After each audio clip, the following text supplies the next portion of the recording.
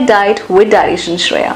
आज इस वीडियो में मैं आपको उन 5 दिन की डाइट बताऊंगी जिससे आप अपने आप को पेनलेस फील करवा सकते हो और अपना काम डेली रूटीन की तरह कर सकते हैं। लेकिन उन 5 दिन की डाइट समझने से पहले आपको ये समझना होगा कि वो 28 दिन, वो जो एक साइकिल है पीरियड्स का, इस पीरियड में 1st to 7th डे के पीरियड में आपके जो एस्ट्रोजन लेवल्स हैं वो रेज्ड होते हैं। आप इस टाइम पे सबसे ज़्यादा बबली होते हो, सबसे प्यारे होते हो, सबसे ज़्यादा बातें करते हो। Day 8 to 14 oestrogen and testosterone levels are on the peak. इसका ये मतलब है कि आप फर्स्ट वीक से ज़्यादा लाइवली हो और आपका स्किन बेस्ट ग्लोइंग स्किन होगा ये सेकेंड वीक।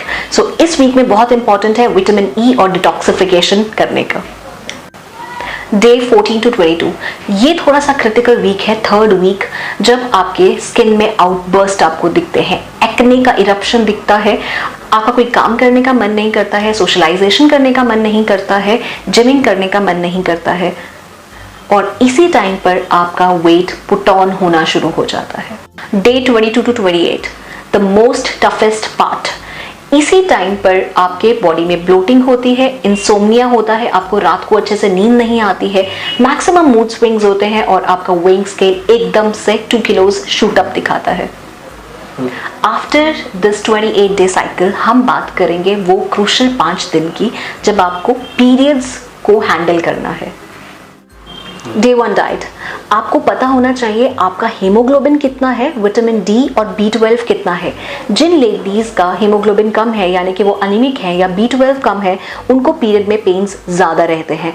तो बहुत ही ज़्यादा इंपॉर्टेंट है आपके पीरियड्स आने से पहले कि आप अपना ब्लड चेकअप करा लीजिए, और अगर आप अनीमिक हैं किसी डाइटिशियन से मिलकर अपना डाइट प्लान उसी हिसाब से कराइए।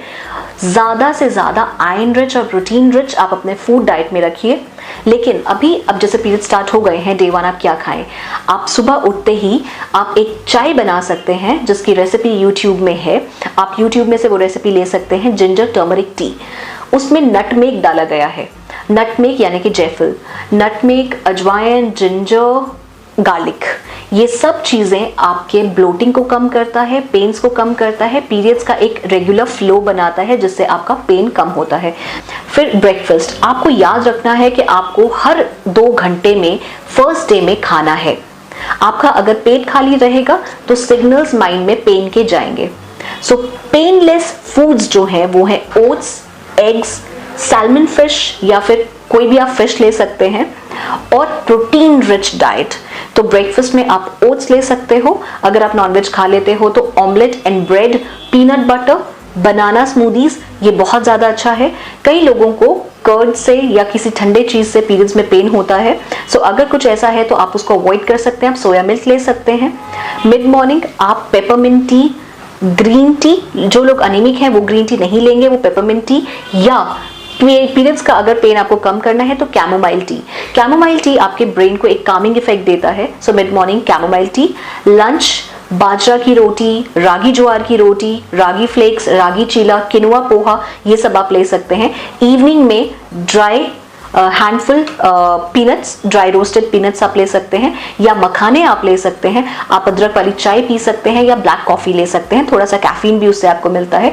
लेट इवनिंग आप गर्म सूप पी सकते हैं, चिकन सूप या ब्रोकली सूप, जिसमें सारे के सारे वेजिटेबल्स, जो भी सीजनल वेजिटेबल्स हैं आपने वो डाले हों। मेक श्योर उसके साथ पनीर क्यूब्स, टोफू क्यूब्स या स्प्राउट्स, कोई प्रोटीन का सोर्स ज़रूर हो। फर्स्ट डे जितना क्रूशल नहीं है पर वही चेंजेस हैं, वही पेन है। सो डे 2 में आप ब्रेकफास्ट में अनार रायता ले सकते हैं। अर्ली मॉर्निंग वैसा ही रहेगा जैसे डे 1 था। ब्रेकफास्ट में अनार रायता, क्योंकि वो एक आपका आयरन सोर्स भी है, और जो हमारा ब्लोटिंग है, जो वेट पुट ऑन हुआ है, उसको भी आपको डे 2 से मैनेज करना शुरू करना है। सो आप इसमें अपनी कैलोरीज थोड़ी रिस्ट्रिक्ट रखिए, लेकिन आपका पूरा focus iron, protein, vitamins and minerals में ही रहेगा। सो ब्रेकफास्ट आपका अनार रायता हो सकता है, मिस्सी रोटी हो सकती है पालक से गूंदी हुई। आपका मिड मॉर्निंग, इसके बाद आपका जिंजर टर्मरिक टी आप दोबारा से रिपीट कीजिए। आमंड मिल्क, सोया मिल्क आप ये ले सकते हैं। लंच में रागी ज्वार की रोटी या रागी का शीरा, बेसन का शीरा या अगर आप चिकन ब्रेस्ट या फिश खा सकते हैं तो बहुत ही अच्छा है। डे 2 में थोड़े मूड स्विंग ज्यादा होते हैं, तो इसलिए अगर आप फ्रोजन योगर्ट्स, जिलेटो या फिर कर्ड स्मूदीज खाना चाहते हैं तो ये एक बहुत ही अच्छा टाइम है। सो इवनिंग में, मिड मॉर्निंग में आप अपना स्मूदीज ले सकते हो। लंच में आप रागी की खिचड़ी ले सकते हैं या रागी की फिर से रोटी आप ले सकते हैं। अगर आपको नहीं पसंद है तो एक मल्टीग्रेन आटा बना लीजिए जिसमें आप किनुआ, बाजरा, जौ, ज्वार, ओट ब्रांड ये सब मिक्स करके रखिए और इसके आटे की आप रोटी ले सकते हैं।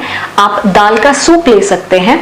इवनिंग में आप अगर डेयरी आप नहीं लाइक करते हैं तो सोया मिल्क लेना चाहिए, आमंड मिल्क या कोकोनट मिल्क पीना चाहिए। इस दिन आपको अपने आप को हाइड्रेट रखना है तो कोकोनट वाटर लेना चाहिए सेकेंड डे पे। फिर कैमोमाइल टी आप जितनी ज्यादा कर सकते हैं, क्योंकि मूड स्विंग्स बहुत ज्यादा है तो कैमोमाइल टी आप रखिए।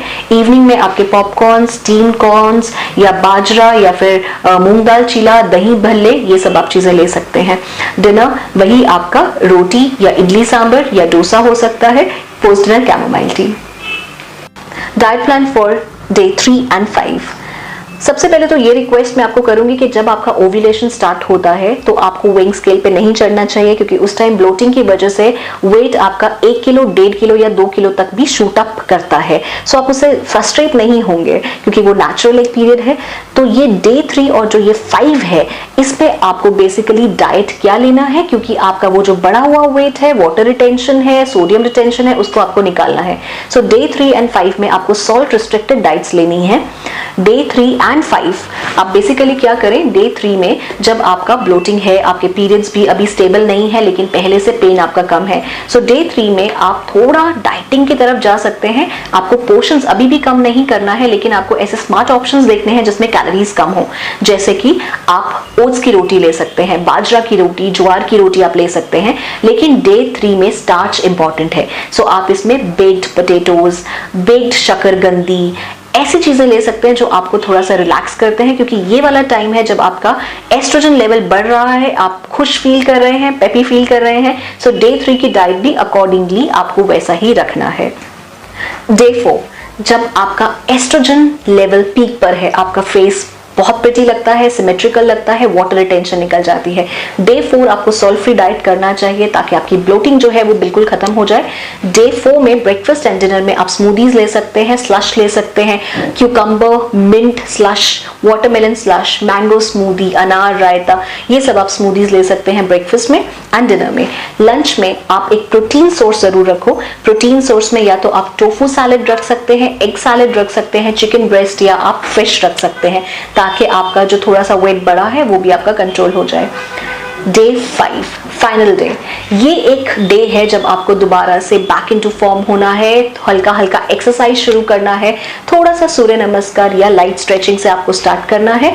और इसमें जो आपको डाइट रखना है वो ऐसा डाइट रखना है कि आपका कंप्लीट वेट लॉस हो जाए। और ये एक टाइम है जब आप बहुत हैप्पी फील करते हो, तो आपका डाइट भी हैप्पी डाइट होना चाहिए ताकि हैप्पी पीरियड्स को हम लोग हैप्पीली बाय बाय करते हैं। सो डे 5 में आपके ब्रेकफास्ट में आप ले सकते हैं किनुआ पोहा या normal poha, idli sambar, mid morning salad, plate full of salad और फ्रूट्स। लंच में बाजरा खिचड़ी या नॉर्मल खिचड़ी आप ले सकते हैं लेकिन खूब सारी वेजिटेबल्स डाल के। इवनिंग में आप ब्लैक कॉफी या चाय या सोया मिल्क या कोकोनट वाटर ले लीजिए।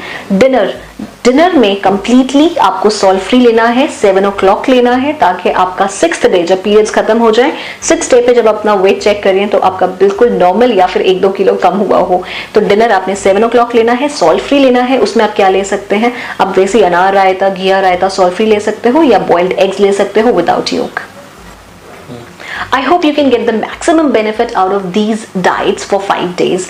लेकिन बहुत इंपॉर्टेंट है जो रूटीन में हम लोग डिजीजेस फेस कर रहे हैं जैसे कि PCOD, मेनोपॉज, पेनफुल पीरियड्स या फिर hormonal imbalance, progesterone high, testosterone बढ़े हुए बॉडी में, अगर ये सब आपको प्रॉब्लम्स हैं तो आपको एक क्वार्टरली चेकअप आपका ज़रूर होना चाहिए, आपका अल्ट्रासाउंड फॉर द यूट्रस, ताकि पता चले कि बॉडी में PCOD या PCOS तो नहीं है। अगर PCOD है तो आपको डेयरी फूड अवॉइड करना है। इसके लिए भी आप डाइट प्लान अपना पर्सनलाइज्ड क्लिनिकल न्यूट्रिशनिस्ट से बना सकते हैं। अगर मेनोपॉज है, पहले तो हम लोग कोशिश करते हैं कि मेनोपॉज को जितना डिले हम लोग कर पाएँ डाइट के थ्रू उतना बेटर, क्योंकि पीरियड्स एक गिफ्ट है फेमिनाइन होने का। इसके बाद जो इशू है वो है फर्टिलिटी। सो फर्टिलिटी इफेक्ट होती है आपके वेट से। सो अगर आपका वेट ज्यादा है तो आपको कोई भी हार्मोनल इंबैलेंस हो सकता है, आपके फेस पे एक्ने हो सकता है, पीसीओडी, पीसीओएस या मेनोपॉज हो सकता है, या फर्टिलिटी इफेक्ट हो सकता है। तो सबसे पहला जो की पॉइंट है, please manage your weight, eat healthy, क्योंकि आप जितना ज्यादा स्ट्रेस में रहेंगे उतना ज्यादा कॉर्टिसोल रिलीज होगा। कॉर्टिसोल भी एक स्टेरॉइड हार्मोन है जो आपका वेट पुट ऑन करेगा। इसीलिए स्ट्रेस फ्री होने के लिए भी आपको हेल्दी डाइट लेना ही चाहिए। सो जैसे आपका रूटीन फेशियल्स होते हैं, रूटीन आपका पार्लर में विजिट्स होता है, वैसे ही आपका एक रेगुलर डाइटिशियन होना बहुत ही जरूरी है। उसके लिए मैं आपके पास हमेशा हूं, आपकी friend dietitian Shreya. Thank you so much. Please like my video, share my video and subscribe to the channel, ताकि जितना ज्यादा हम मिलकर अवेयरनेस क्रिएट कर पाएंगे उतना हम करें।